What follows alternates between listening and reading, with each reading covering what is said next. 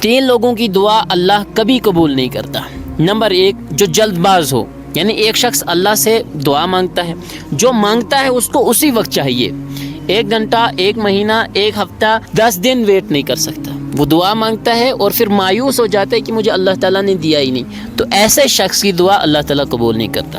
Number 2، حرام کمائی والا، یعنی جس کی کمائی میں چوری کا مال ہو، جس کی کمائی میں رشوت کا مال ہو، جس کی کمائی میں ڈاکے کا مال ہو، ناجائز طریقے سے حاصل کیا ہوا مال، پیسہ جس شخص کی زندگی میں، جس شخص کی کمائی میں ہوگا، اللہ تعالیٰ اس کی بھی دعا قبول نہیں کرتا۔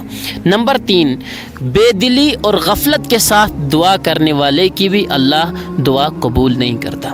یہ تینوں چیزیں میں اپنی طرف سے نہیں کہہ رہا ہوں، بلکہ یہ تینوں چیزیں حدیث میں ہیں اور خود رسول پاک صلی اللہ علیہ وسلم نے فرمایا ہے۔ اب ان تینوں حدیثوں کو، ان احادیث کو اگر آپ سننا چاہتے ہیں تو اگلی 3 ویڈیوز میں وہ ساری حدیثیں میں آپ کو سناؤں گا۔ اگر آپ ان احادیث کو سننا چاہتے ہیں تو چینل کو سبسکرائب کریں، فیس بک پر سن رہے ہیں تو فالو کریں، اور زیادہ سے زیادہ لوگوں تک اس ویڈیو کو شیئر کریں۔ جزاک اللہ۔